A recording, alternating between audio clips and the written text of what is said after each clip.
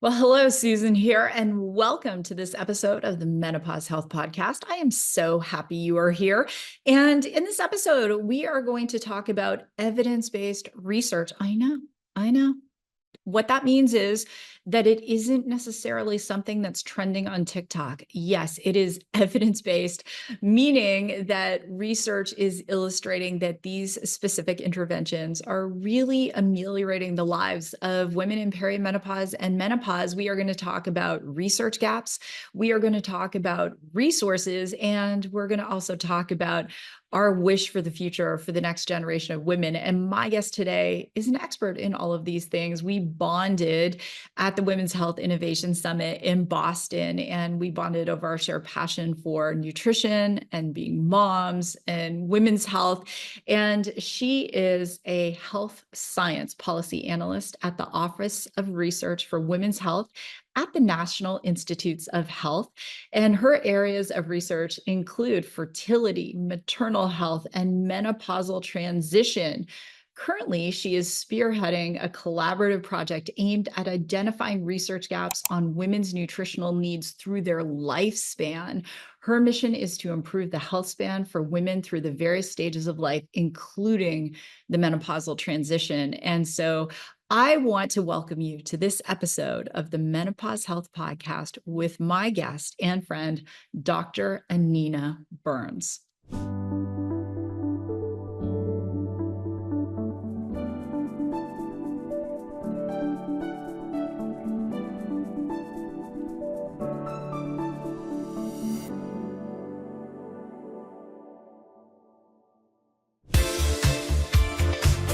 Welcome to the Menopause Health Podcast, your go-to resource for practical advice brought to you by credentialed health professionals and industry experts.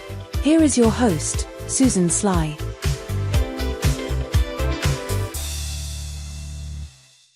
Well, first and foremost, Dr. Burns, I am so excited. I feel like we had this conversation over lunch in Boston, and I just kept thinking, I wish everyone could hear what we were talking about. We were both speaking at the Women's Health Innovation Summit, and we sat down to lunch as moms, as professionals, and we started to talk about perimenopause and menopause. And you, in addition to having a PhD, you're also a registered dietitian. You're just an incredible, when I think of you as a shining light of Thank you. possibility. Well, I do.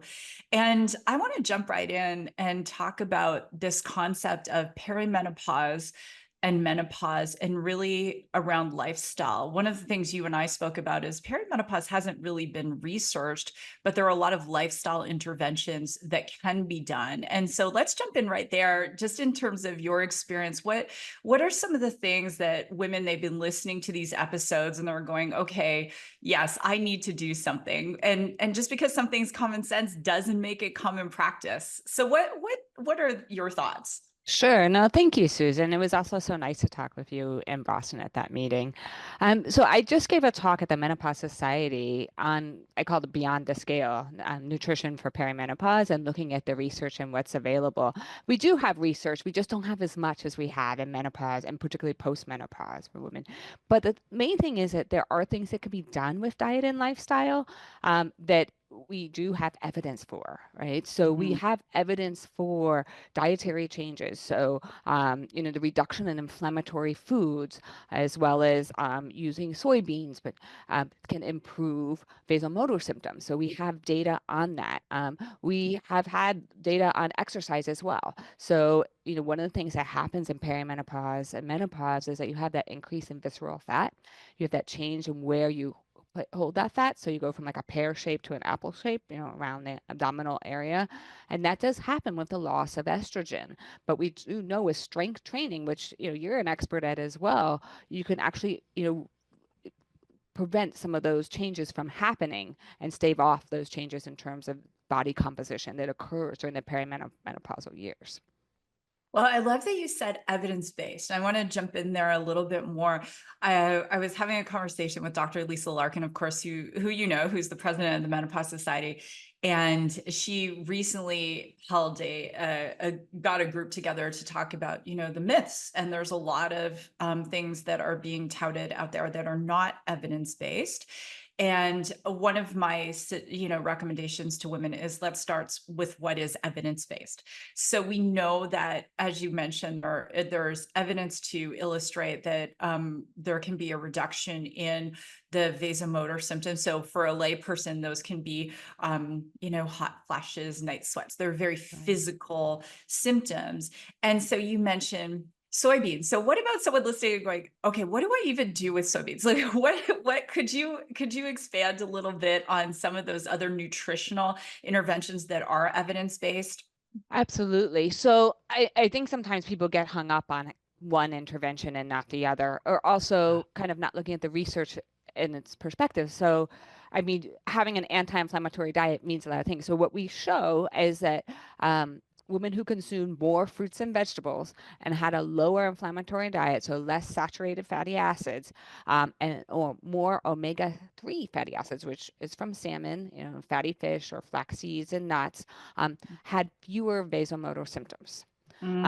So that, kind of gives you the perspective of the research. It's not that you have to add one food and take one food away. I just mentioned there is a really nice intervention trial, switching patients in the perimenopause phase to cook soybeans in a vegan diet. Doesn't mean everybody needs to do that, but they saw a statistically significant reduction in vasomotor symptoms. But again, that particular study doesn't mean everybody needs to do it, and that's not necessarily the recommendation we want to make, but there is evidence for that.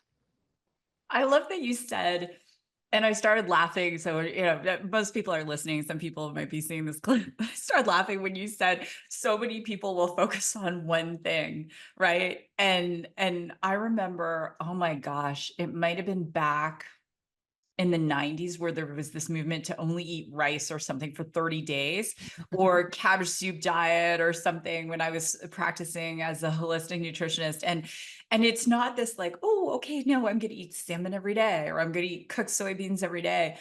And there's this common sense to it. One of my favorite studies is the Framingham study, 5 to 7 servings of fresh fruits and vegetables a day. And we know the evidence supports that is, it's so healthy for a human, but most people aren't getting those fresh fruits and vegetables every day.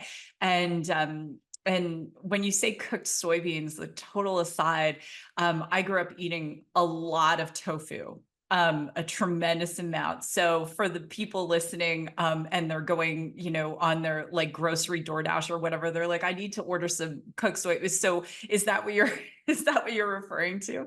The study, actually, this particular intervention trial that I'm referencing, they actually had an Instapot cooker where they had the study participants cook their soybeans straight versus Oh, tofu or soy milk. And so I think sometimes we've seen mixed data on soy, and the recommendations are also mixed on, whether or not to recommend it. But this particular, so it was the actual soybean in the raw form cooked with nothing else added to it. So I think that made the distinction in that study. my husband loves our Instapot. Like there's just, and the one time, as an aside, because I do like some levity in the show, that I pressed Dr. Burns the release valve. It did not go well. So I do not touch the Instapot, but so anyway, and we'll have that research in the show notes, because one of the big pieces around the show is to provide what is evidence-based in the Menopause Health Podcast. And that's, and one of many reasons I wanted you to come, in addition to being a light, is to continue this conversation we began to have, especially about NIH. Not everyone even knows what the NIH is. You are working at the NIH. You are really, have this beautiful line of sight into all of the things that NIH is doing to support women and research for women.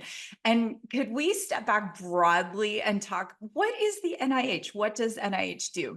Sure, absolutely. So NIH stands for National Institute of Health, and it's the largest biomedical and behavioral research funder in the world.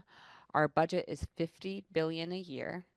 We fund research across the US and around the world. And we funded menopause research for over 30 years at NIH. So we have a lot of different institutes and centers, 27 institutes and centers, and they each focus on different areas and disease states. My goodness, and to think globally, and there's some just incredible research that's happening. And there's this, in the news, oh, menopause is having a moment. No, no, no, no, no, no. We're not having a moment. We women have been going through menopause as long as we've existed. So it's not a moment, it's a stage of our life. Could you talk about some of the research that NIH is currently doing on perimenopause and menopause? Sure. So NIH, like I said, is the largest funder. So we fund extramural researchers, and we also have intramural research. So research that's done in-house at NIH labs or clinical studies and trials. We have a clinical center inside Bethesda, Maryland's campus as well. So we have a number of different areas that we're studying. I want to just talk broadly about what has been done in menopause. So people are familiar with the Women's Health Initiative, which was started in 1991. And again, that looked at postmenopausal women, age 62 and beyond. And it was a prospective study to look at different dietary behavior, menopausal hormone therapy, sup, medications to look what influenced the chronic disease trajectory. So that was, it started in 1991. We also have the SWAN study, which is pretty well known. And it began in 1994 as a longitudinal epidemiological study of women's health through the middle years. And the neat thing about SWAN, and it's something that I cited in my talk in the Menopause Society, is it uses intentionally diverse populations, right? So we have an African American population, we have Asian American population, Hispanic American population. And so we're able to pull smaller subsets from that data and really look at the differences in terms of the menopausal experience, but also interventions in lifestyle and therapeutics, because that is a really important point. We also have MFLASH, which is finding lasting answers for symptoms in health trials. And it's at academic research centers looking at current and new treatments for menopausal symptoms. And they've conducted 5 clinical trials with women ages 40 to 70, testing interventions from antidepressants to yoga to exercise, omega-3, cognitive behavioral therapy. And MFLASH did show that some study participants did experience benefits for their menopausal symptoms with these various interventions. And then we have the brain focus too, and aging and menopausal vasomotor symptoms and brain aging in women, which is called MS Brain. And that's the National Institute of Aging, which is one of the institutes and centers at NIH. And it's an ongoing study that we have that explores how menopausal symptoms affect short and long-term brain health, and also how menopause can affect aging, right? So I think that's a real question in the research community that we're looking to answer. I love that. The interventions are so key, right? It goes back to, okay, we're not going to eat salmon for like 3 meals a day. We're not just, it's that there are multiple types of interventions. And that's one of many things I appreciate about NIH is they're looking at this holistically for a woman. And even Dr. Mitzi Krakauer and I were having this conversation about acupuncture even, and she's an internist, and just that acupuncture is evidence-based. And I know, personally, it has helped me. I grew up, in a household that we just did acupuncture, right? So it has been a go-to thing. And I think women navigating perimenopause and menopause, starting with lifestyle, as you said, what are we eating? What is evidence-based? We're not just like looking at the fads and the gimmicks. How are we exercising, hydrating? The new research on alcohol that was presented at the Menopause Society conference, and protein. I mean, there's so many aspects of it.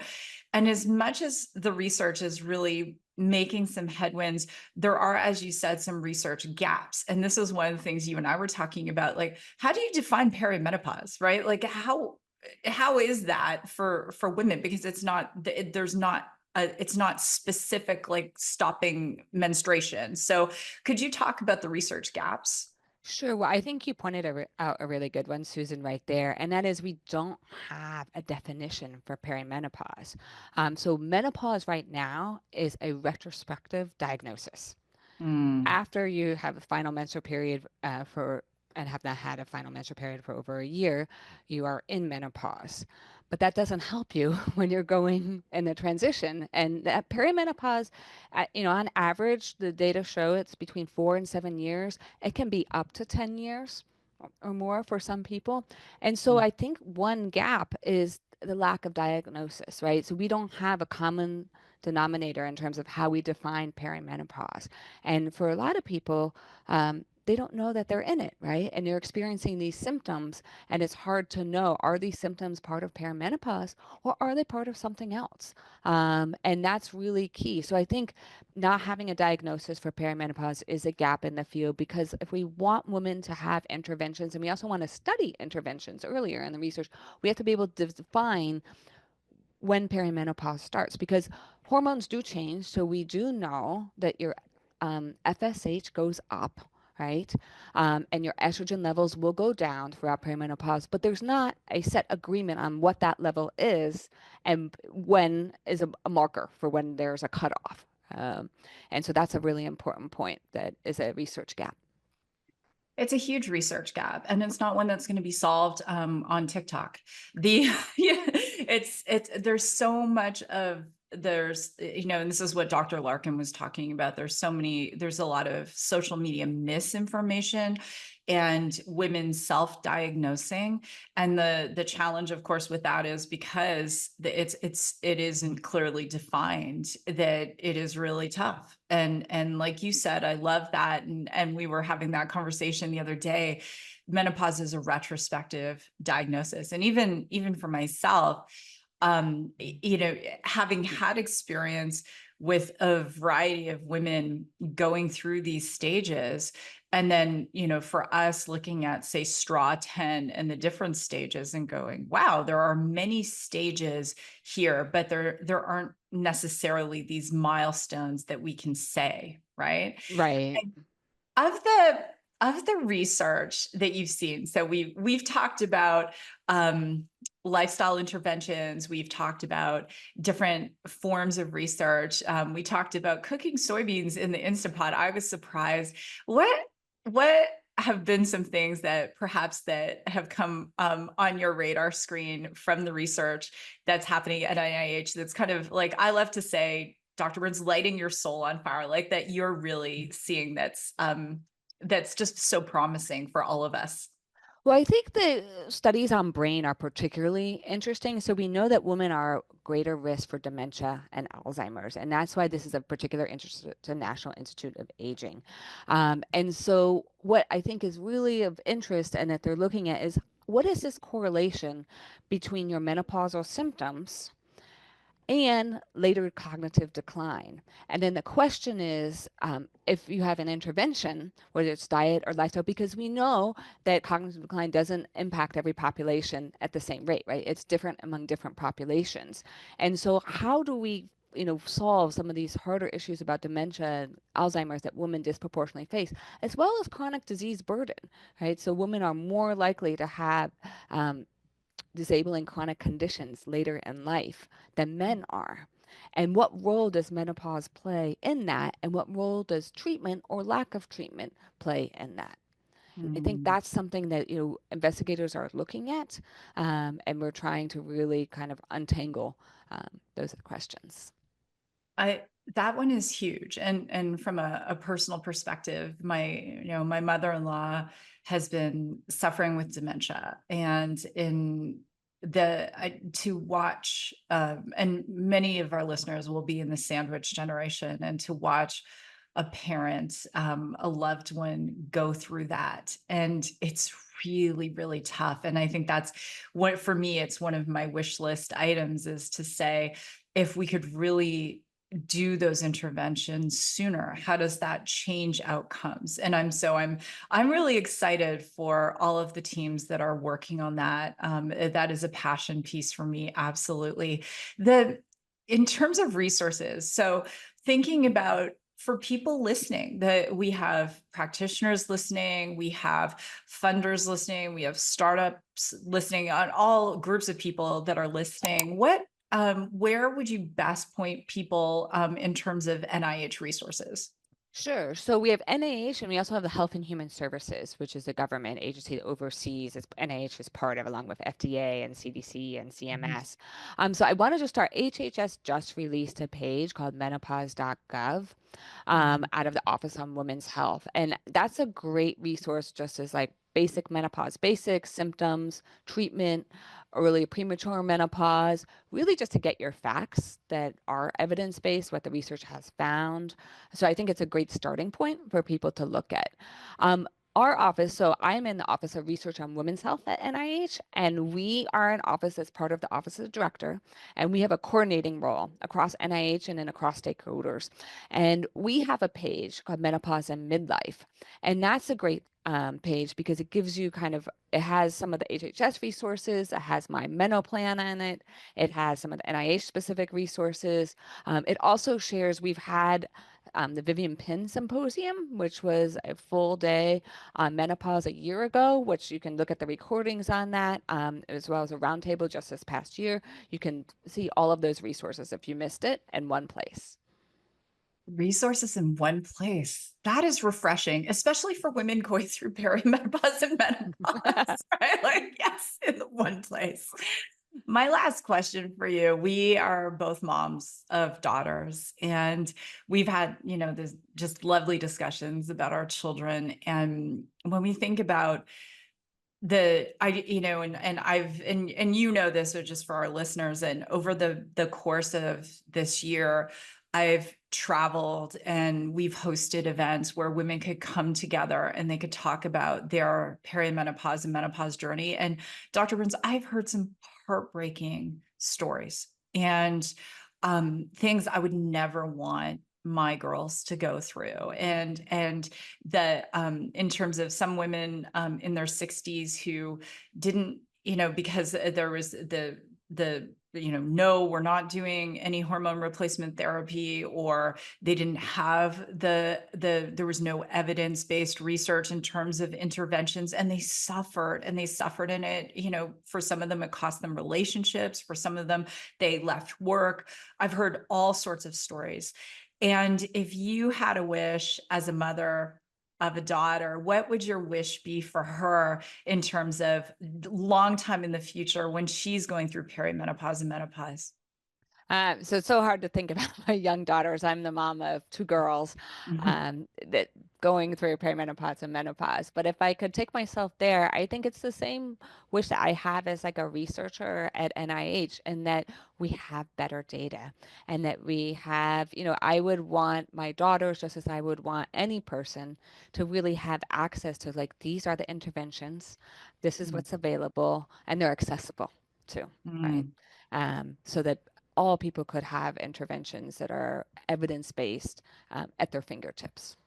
Yes, I love that. And evidence-based and precision, because as you mentioned, looking at diversity and looking at, as a woman who her 23andMe looks like, I can't even, it's like, a dog's breakfast. Like it's everything, that to be able to have the precision recommendations based on the genetic background, based on lifestyle, based on, all sorts of things, and to be able to have for the listeners, I have three girls, to be able to have them not have to suffer because the recommendations they're getting are evidence-based, to your point, and they're very specific to them. And that's the dream. And so, Dr. Burns, I'm so grateful for you being here. I'm grateful for the work NIH is doing. And hopefully, for all the listeners of the show, if you've learned something today, we are so grateful for that, because that's the goal of the Menopause Health Podcast. And please check out the resources. They will all be in the show notes. And again, Dr. Burns, thank you for being here. Thank you for having me, Susan. Well, with that, everyone, this has been another episode of the Menopause Health Podcast. Check out our other episodes from this season. And if you have feedback, if you have a great review, we'd love to hear that too. So with that, go rock your day, and I will see you in the next episode. Well, hey there, Susan here. I hope you enjoyed that episode. And I just want to let you know that our pause app is live in the iOS App Store. And we are getting some rave reviews for our AI-based companion, Harmony, who is there to really support women through this perimenopause and menopause transition 24/7. So if you're waking up in the middle of the night and you can't sleep, or you're having some questions about, how do I navigate certain lifestyle changes, including exercise and physical nutritional health, she's got answers for you. In addition to that, when you download the app, we ask some questions and the app will gauge your stage in terms of helping you identify which stage of perimenopause, menopause you are in. And we make it fun, and we have a gamified option so that you can earn badges for doing the things that help support you through this transition. So check it out in the App Store for the Pause AI app. And we also have an incredible community. And remember, we are more than a platform, we are a community. And so definitely check it out. This Menopause Health Podcast is brought to you by the Pause Technologies. To find out more, visit thepause.ai and follow us on your favorite social media channels. Don't forget to hit the subscribe button, share the show, and connect with us. We will see you in the next episode.